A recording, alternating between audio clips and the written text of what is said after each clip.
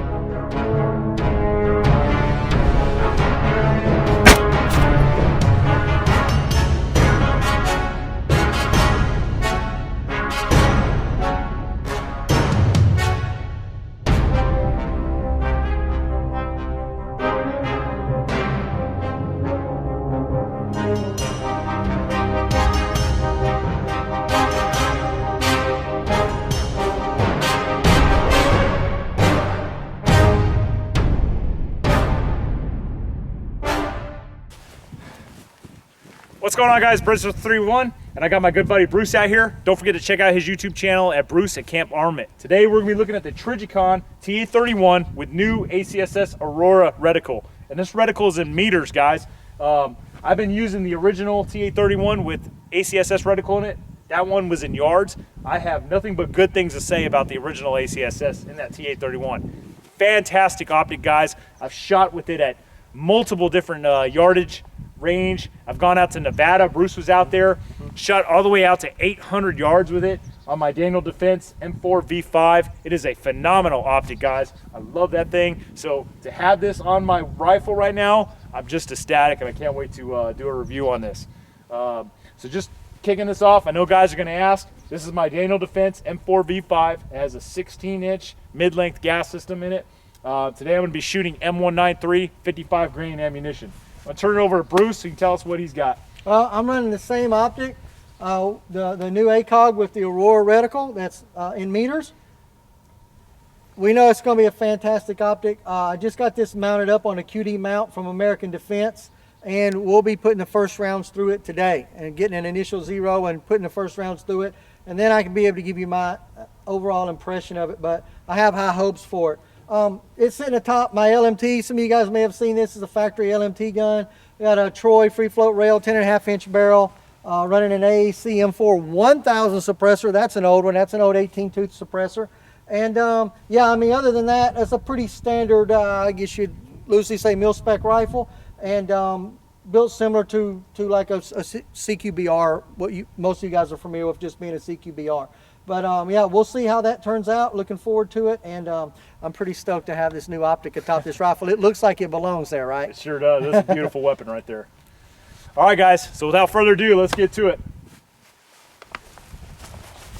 All right, guys, so before we get to putting rounds down range, I want to take a few minutes to talk about the nomenclature of this optic, and then we're going to move into talking about the actual Aurora reticle inside it, because the Aurora reticle is what separates this TA31 from other TA31s and other optics in its class. So just starting out, what you get with this package here, you're going to get the optic. It comes in a small Pelican style case from Trijicon. You get the scope cover, you get a lens pen to help clean your objective lens and eyepiece. It's going to come standard with a TA51 standard Trijicon mount. These things are just fine, guys. These mounts right here are combat proven. Here's a picture of me in 2004 with an M16A4 with RCO, and you can see that I have a standard TA51 mount on there. So these are combat proven mounts, guys. Don't think anything less of them. I did replace it with a GDI quick detach mount. As you can see, these things are, you can get them for under 50 bucks, guys. Phenomenal. So I recommend go ahead and buy one of these things. For under 50 bucks, you can't beat that price. These are solid optic mounts, guys, and this is current issue in the United States Marine Corps, and this is what we use. You know, quick detach is always good in case you need to, in the event of catastrophic fail with an optic, you can quickly detach the optic from your weapon and use your backup iron sights. In addition, you're going to get a instruction manual from Trijicon. This pretty much specifies the actual optic itself, taking care of it, its characteristics and whatnot. And then you're also going to get a primary arms instruction manual that details the Aurora reticle. So moving on to actual nomenclature, guys. On the front, here's going to be the objective lens. In the back is going to be your eyepiece. On the top is your fiber optic rod, which helps bring in light to illuminate your reticle in low light conditions. On the top is going to be your elevation knob. On the side is going to be your windage knob. These things are protected by screw-on caps, as you can see. And these caps are held in place by a metal wire. Now this is actually a really tough metal wire. I have seen them break before in the Marine Corps, but you know, Marines can pretty much break anything. So for the most part, it's a really tough wire. And I've been using my TA31 with original ACSS for about 2 years now, and I've had no issues with that breaking. So your caps here, your turrets here are hand adjustable. You do not need any tools. I know the original ACOGs, we had to use either a flathead or a rim of a shell casing, and I've seen some pretty marred up RCOs over the years, but these things you can adjust with your hand. You do not need any tools. And if you listen closely, guys, very, very defined clicks, very nice. So just a phenomenal optic, guys. So let's go ahead and move into the actual reticle explanation right now, and get ready to put some rounds down range after that. Alright guys, now it's time to talk about the best feature of this optic, and that is the Aurora variant of the Advanced Combined Sighting System, or ACSS reticle. As far as I know, this is the very first variant of the ACSS to be featured in meters instead of yards. So I'm pretty hopeful here that the powers that be in the US military will take a serious look at this, because this reticle offers so much more in terms of capability than the standard reticle used in the current issue RCO. The TA31 with Aurora ACSS is definitely the most utilitarian combat reticle out there, so let's take a look at its features. Let me first start by stating that this Aurora reticle is tailored for the 5.56, and you can get it in either red or green options, whatever your preference. This reticle has a bullet drop compensation for the 5.56 all the way out to 800 meters. A new addition to this reticle is that the bullet drop compensation ladder now has marks for 50-meter increments, which really give you an added benefit when engaging targets out to further ranges. Now, one of the key aspects of this reticle is that it has several features that assist with range determination of your target. Range determination is one of the most important factors in scoring hits on target. So let's look at the first range estimating method that this reticle offers. The base of your chevron and the vertical hash marks on your bullet drop compensation ladder are set for the average adult male shoulder to shoulder width of 18 inches. If your target's shoulders are the same width as the bottom of your chevron point to point, your target is approximately 300 meters away. Now look at the vertical bullet drop compensation ladder and match up the corresponding hash marks with your target's shoulder to shoulder width. The one that fits is the estimated distance to your target. As you can see, you can estimate your target's range all the way out to 800 meters away. In this example I have right here, your target is approximately 400 meters away. In this example, your target is approximately 600 meters away. It should go without saying, you cannot use the 50-meter increments with this method. If your target's shoulder to shoulder width is too small, for example, let's say at 500 meters, but they are too big for 600 meters, then you have an estimated distance to target of 550 meters. At which point, you would simply engage them by using the 550-meter hash mark. One thing that I want to note is that when you get out to the further distances, however, ranging them by shoulder to shoulder width can get pretty tough, because it can be challenging at times to see whether or not there's any gap between the end of your shoulders and the end of your hash mark. One trick I learned from Dimitri is that when you're putting your horizontal hash marks on your target to estimate a range, go ahead and move your hash mark all the way to one side.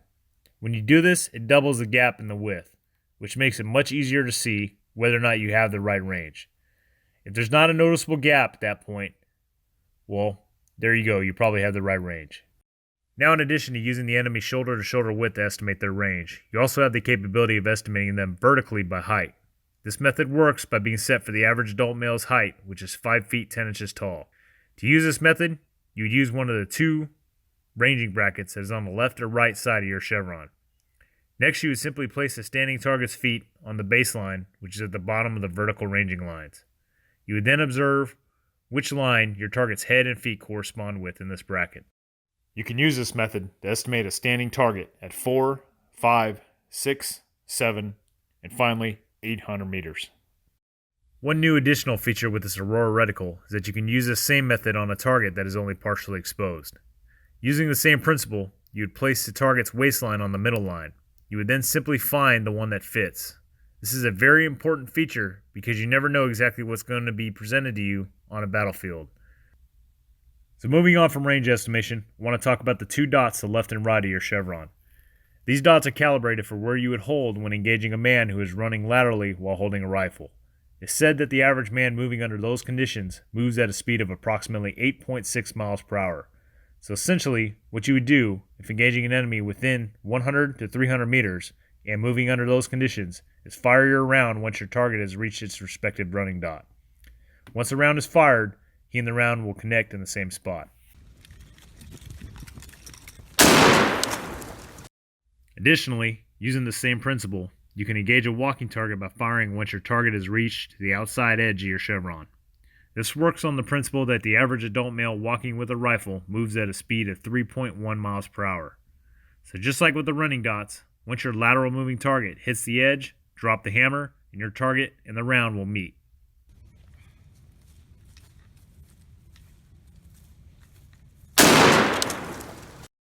Another great added feature of this Aurora reticle is the ability to use the same concept on fast-moving targets.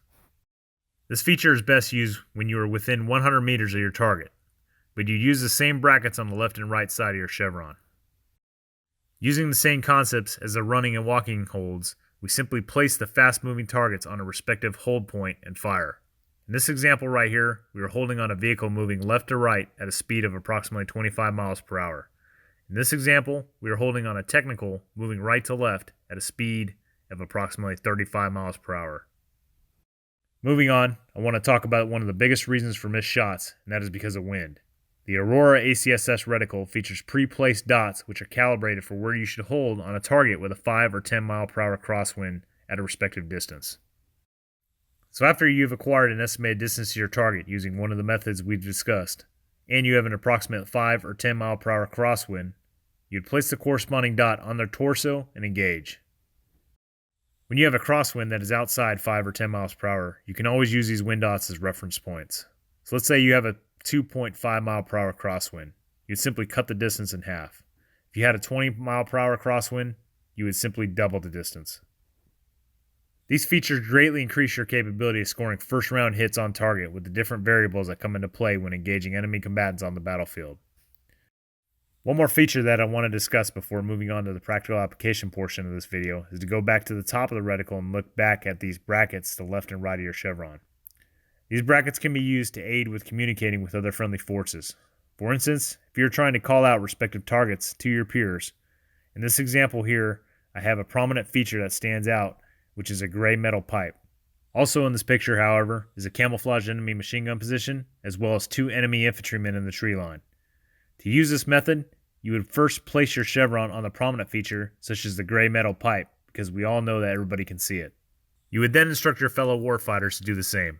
Once they do that, you can inform them that there's a camouflage machine gun position on the left running dot, as well as enemy troops in the tree line near the second and last vertical ladder marks.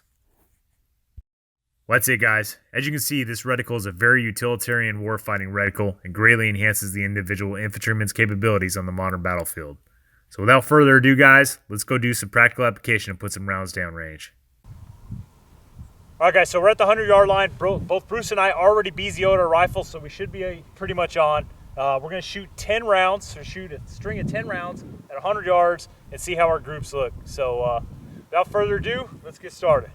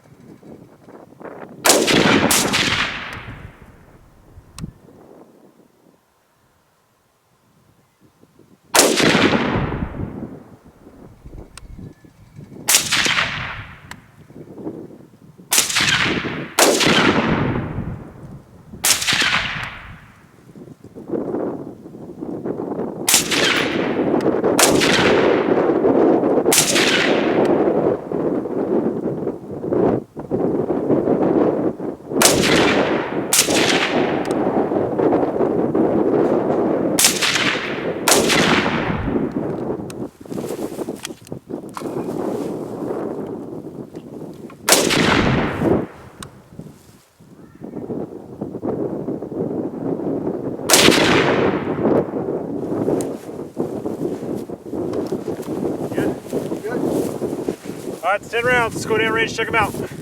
Okay guys, so fired my first 10 shots. Looks like my group's leaning low left. I can make an adjustment off of that.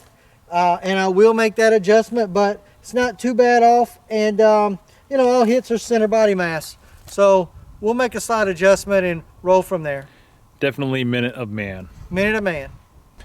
All right guys, so this is my first string of fire at 100 yards. Now, obviously this optic is in meters, but my range is set up for yards, so that's what we're shooting at today. But we're in there, guys. This is looking good. I'm liking it. The chevron is very, very precise.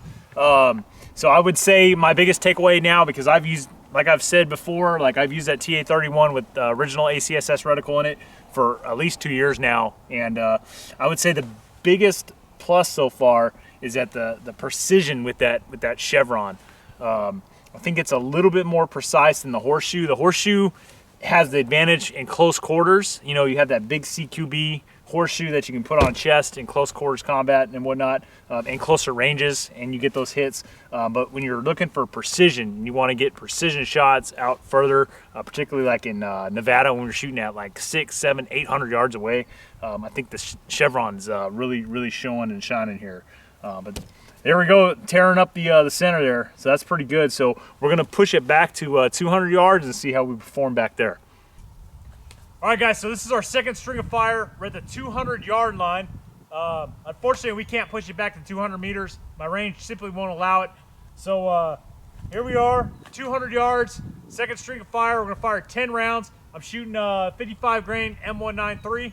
Bruce, what are you rocking? I'm shooting some 55 grain Federal. Good deal, guys. All right, let's put these rounds down range.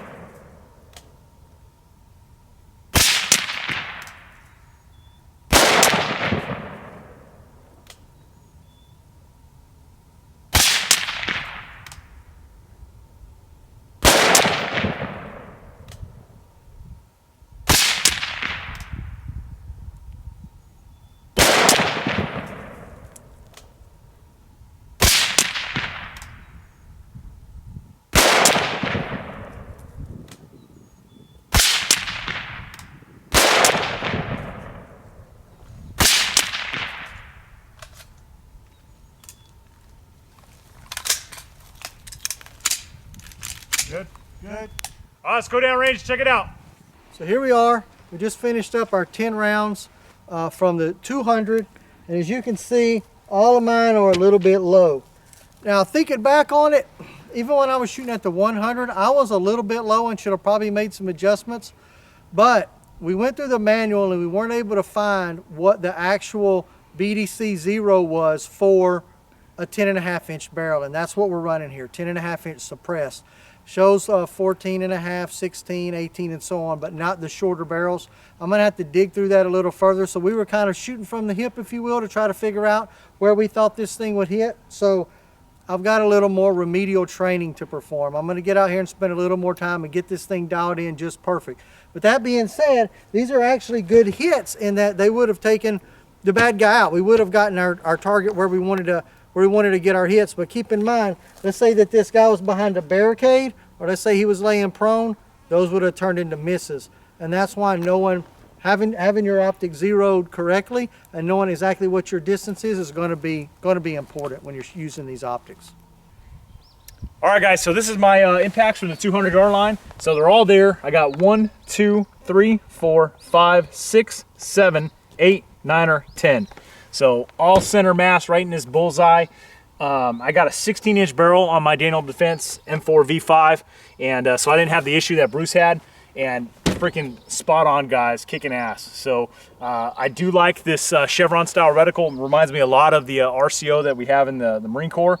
Obviously, this is a step up from that, big step up. I hope the Marine Corps adopts this somehow, some way. But so far, so good, guys. Unfortunately, my range, again, it only goes up to 200 yards. 200 meters is a little bit farther than that, so I wasn't able to facilitate that particular distance in shooting.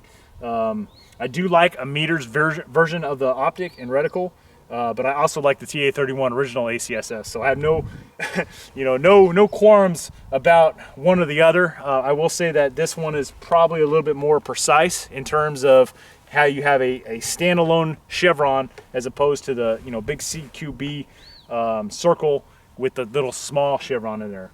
But thus far, outstanding, guys. We're about to do the combat engagement course and see how we perform there. Contact front! Contact front!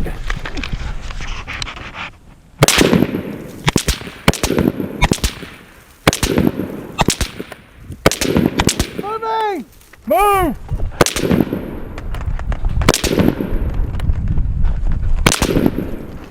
Set! Moving!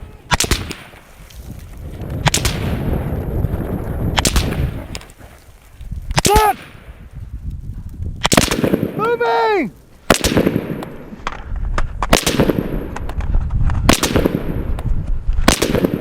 Set! Moving!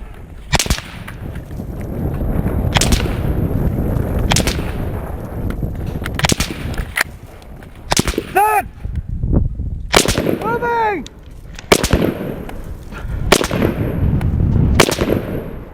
Set! Moving!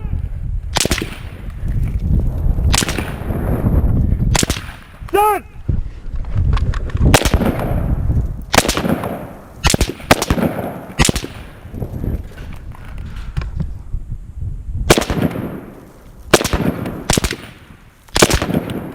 Red, red, red! Covering! I'm up! Moving! Covering!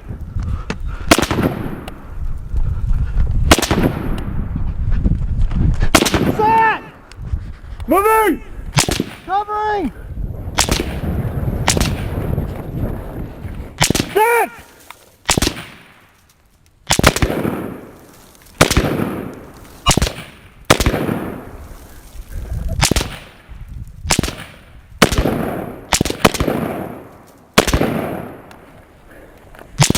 Preparing to move! Stand by! Moving!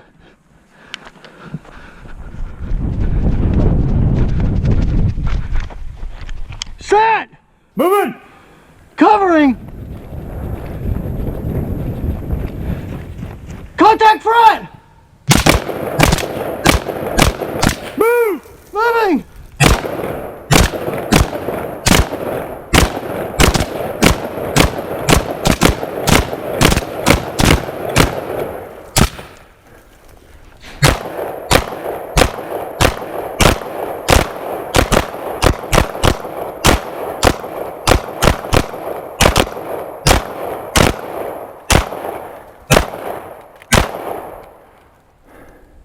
Clear front! Turn to right! Clear to left! All clear.